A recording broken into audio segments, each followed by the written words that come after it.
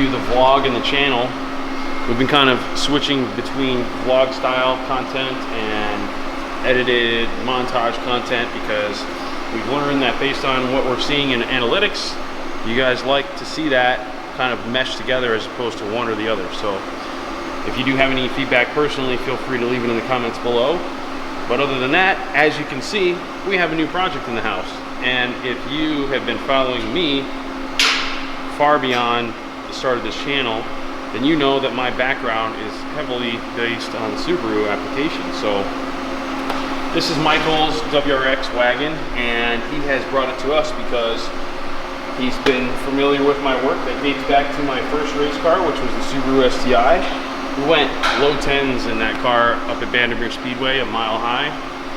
And this car, as you can see, is sprinkled with all kinds of goodies. You can tell I've got a makeshift hood prop here, but he sprinkled himself with all kinds of goodies from P&L Motorsports and IAG Performance.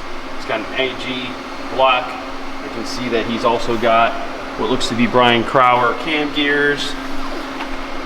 Looks like a P&L Motorsports timing belt tensioner, and he's got an FP Black turbocharger. So these are just a couple of the items that I can briefly see scanning over the vehicle.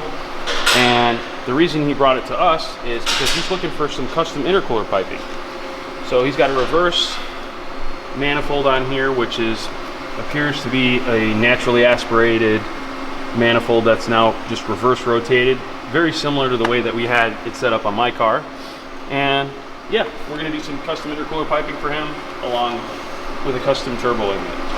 And if you guys are familiar with the non-rotated, therefore stock location bolt-on turbos like this FP Black, the clearance between the turbo and the intake manifold is extremely tight.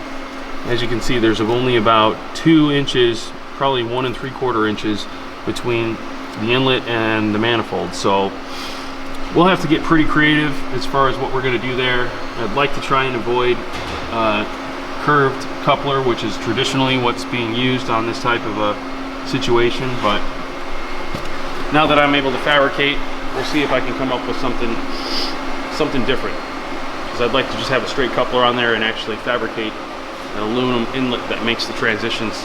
Because what happens is when you use a curved coupler, it tends to suction and change shape under boost, which can affect performance. So we're going to go ahead and get started on just building some custom intercooler piping.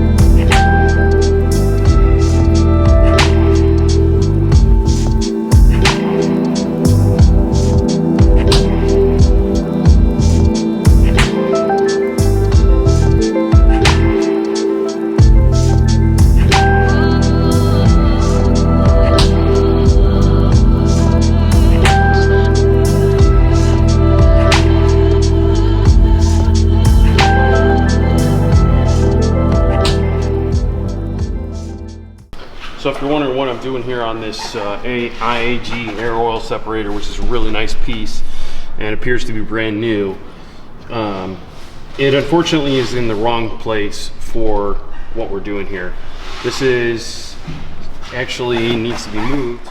It needs to be mounted at the strut tower over here on the passenger side, and I got on the phone with the customer, explained to them the situation with what we're trying to do and the spacing, and he said, yeah, just go ahead and make the space you need. You can remove this out of the way, and he'll go ahead and he's got the bracket at home, and he'll take care of mounting this all up. So that's what I'm doing, is I'm just moving this out of the way so that we have the space that we need in order to make this nice, clean, pretty connection. And then when it gets back to him, he'll take care of moving this and putting it in the corner where it needs to be, and we won't have any clearance issues because I'm not going anywhere in that area that he needs to be. So that's what the reason is as far as why I'm moving this out of the way.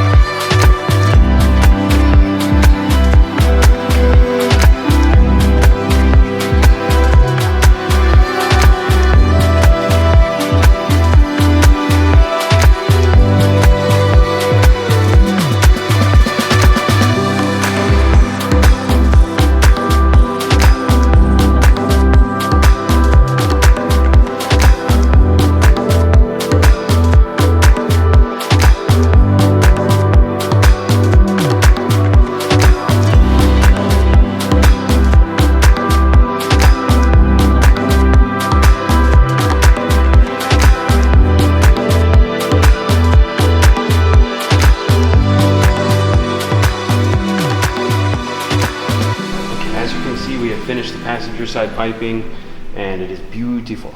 I'm very happy with how it came out. It's a design that is quite familiar to me, being that it's the same one that was on my old race car, so that was pretty straightforward for me. The thing I do like and that I don't like also about the Subaru manifolds, or I should say manifolds, intercooler piping, is that they're dramatic. I like that they're dramatic. They have a really nice, you know, shape to them, but they're also dramatic in the sense that they're long. I mean, in order to get to the turbo, it's a lot of piping, and there's just no other way about it without cutting into the chassis and doing things that not everybody's up for. So for a stock location turbo like this, which is an FP Black, this is the design that I prefer most, especially when you've got a rotated intake manifold like this. So in the short term, I'm going to remove this radiator fan, which is the one from the factory, and we've got a slim fan coming, which should be here soon, which we will pop in there and will give us a tremendous amount more space. I think it's only about 2 inches in height in terms of like how thick it is on the actual radiator. So that'll give us quite a bit more room, because right now we have about, it looks like, coming off of the radiator itself, we're about 3¼ inches So it's going to give us about 1.25 inches extra space, and we're going to need it because we want to keep plenty of distance off of these cam gears right here. We don't want anything coming close or touching, or even close to touching the intercooler piping when we design it. So I'm going to go ahead and pull off this OEM radiator, which is not going to be needed, or I should say OEM fan off the radiator, which is not going to be used anymore. And then we'll start mocking up our intercooler piping and probably be able to go ahead and finish it because, like I said, I've got measurements and I'm very familiar with the shape and size of these slim fans. The 2 inches, that is its maximum thickness, is actually only in the center point of the fan itself. Most of the fan is only about 1.5 inches because it actually cones towards the middle. So let's get started.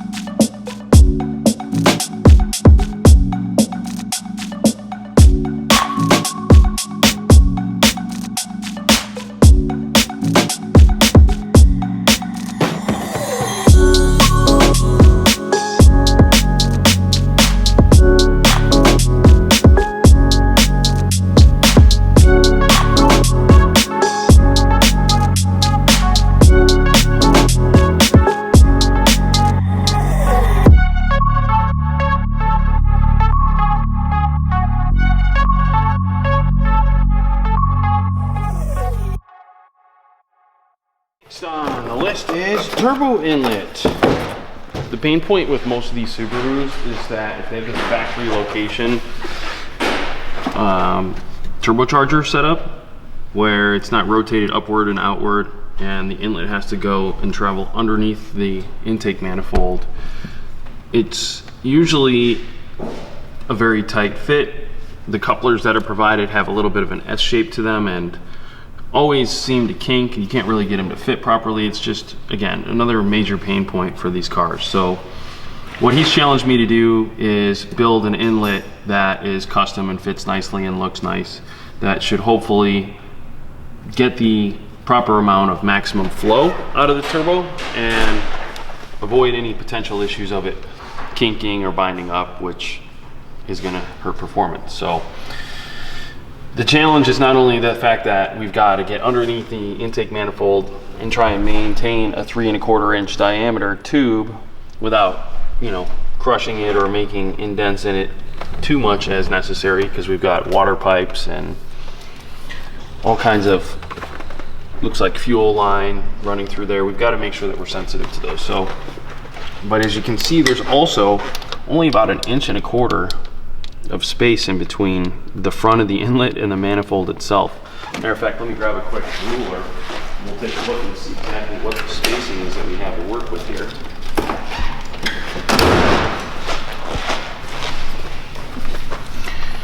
So if I'm going off of that, it looks like virtually 1 3/8 of an inch off of the inlet. So that's very tight. That's our current challenge, and let's see what I can come up with. Right now I've got a piece of tube that I ordered online by Performance. It's 3 1/4 inch diameter. It's the correct diameter for the turbo inlet. It is a 90-degree bend, and I'm sure that I'm going to need more material, but it's really hard to source this. This is actually a new part number from them. Part number 2240. It's the only piece of aluminum that I'm aware of that they offer in 3 1/4 of an inch. So I ordered a 1-up that I could find, and we're gonna see what we can do to manipulate this thing and get it all to fit together. So watch as I struggle to figure out how this is gonna work. Here we go.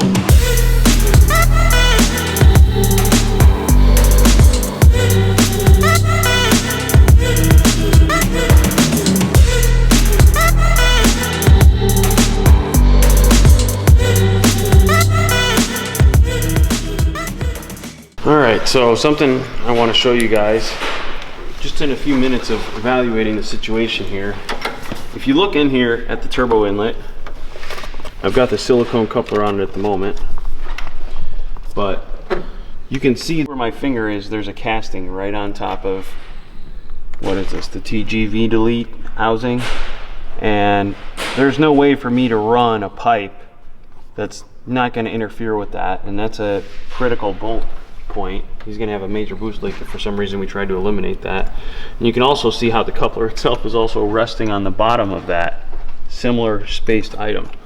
So, or similar item there that I'm talking about. So there's really no way for me to make an aluminum piece that's going to be clean and make through those transitions without trying to deform it.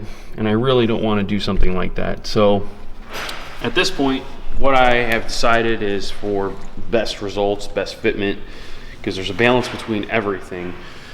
As much as I'd like to be the guy that makes this, you know, a solid piece that goes into a straight coupler, it just doesn't work. So what I'm gonna do is I've got a 45-degree, 3 1/4 inch silicone coupler coming, and that will serve as the connection coupler. But as soon as it makes that transition, we're gonna have it connect into a solid piece of aluminum. So it'll still be structurally sound and rigid without having it collapse the coupler because of its size and the shape, but I won't be able to make this, what I was hoping to be pie cut transition through there. Just not possible, and I'm all about realistic expectations. That's not gonna be realistic. So that's how we're going to proceed. We're going to make sure that we can get through here with it, and then figure out how we want to transition to the air filter space. But that's how we're going to proceed.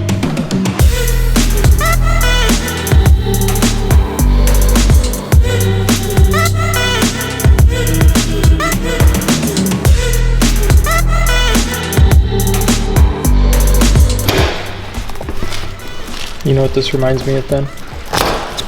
What? Cutting food. Oh God. Peter and his food obsession.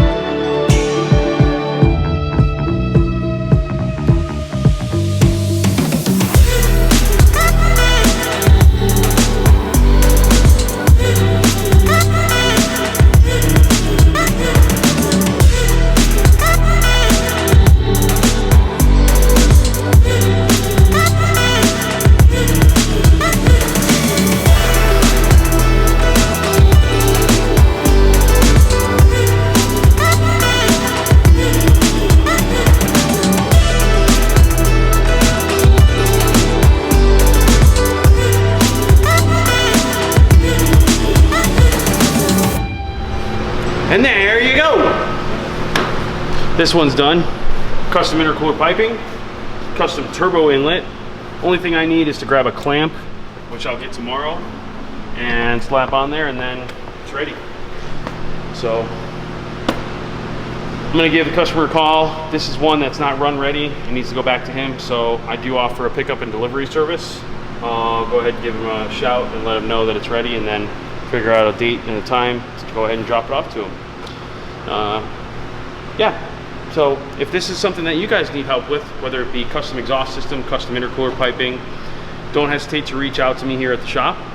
And if you guys want to learn more about these type of projects and the processes that go into building this type of stuff, definitely hit subscribe and like on this video. It helps us not only build the channel, but it makes sure that the algorithm at YouTube is happy so that they keep recommending videos like this to people like you based on your interests. With that being said, thanks for joining us, and we'll see you next time.